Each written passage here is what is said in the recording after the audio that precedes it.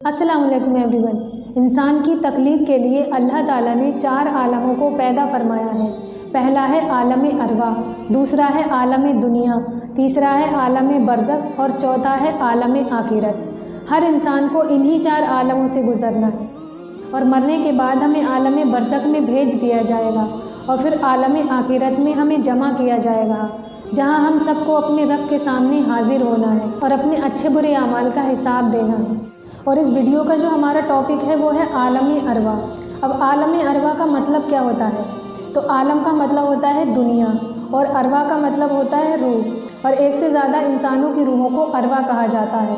आलम अरवा मतलब इंसानों की दुनिया। और आलम अरवा वो मुकाम है जहाँ अल्लाह ताला ने हमें दुनिया में भेजने से पहले सबकी रूहों को वहाँ जमा करके रखा था। और आलम अरवा में अल्लाह ताला ने हज़रत आदम अलैहिस्सलाम की पुश्त पर हाथ फेरा और उनसे आने वाली जितनी भी रूहें थीं वो सब वहाँ मौजूद हो गईं, पहले इंसान से लेकर आखिरी इंसान तक। और जो शक्ल सूरत हम इस दुनिया में लेकर आए हैं सेम वैसे ही हम आलम अरवा में मौजूद थे। और अल्लाह ताला ने वहाँ मौजूद सभी रूहों को जमा किया और उनसे एक अहद लिया, यानी एक वादा लिया, जिसको अहद अलस्त कहा जाता है। और अल्लाह रब्बुल इज़्ज़त ने इस वादे को कुरान में कुछ यूँ फरमाया, अलस्तु बि रब्बिकुम, क्या मैं तुम्हारा रब नहीं?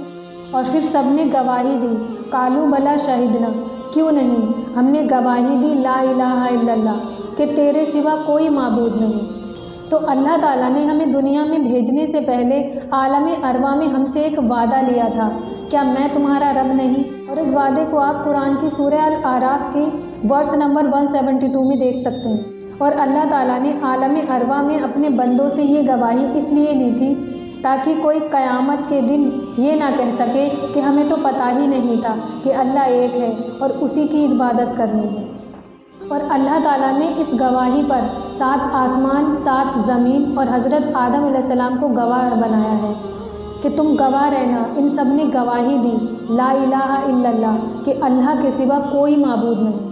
और आलम अरवा में सब मौजूद थे, जितने भी इंसान इस दुनिया में आने वाले थे, हर एक इंसान वहाँ मौजूद था। और हम जब इस दुनिया में किसी न किसी इंसान से मिलते हैं तो कुछ लोग ऐसे हैं कि हमारे दिल में उतर जाते हैं, जिन्हें देखकर हमें सुकून मिलता है।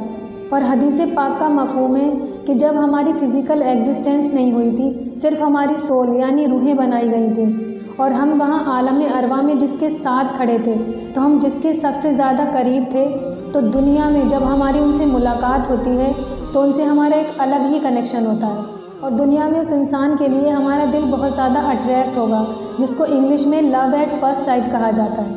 और हुजूर सल्लल्लाहु अलैहि वसल्लम ने फरमाया कि जब किसी इंसान का जन्म होता है तो वो फितरती दीनी हक यानी इस्लाम पर पैदा होता है, लेकिन बाद में उनके माँ बाप उन्हें अपना दीन सिखा देते हैं। किसी को यहूदी तो किसी को नसरानी बना देते हैं।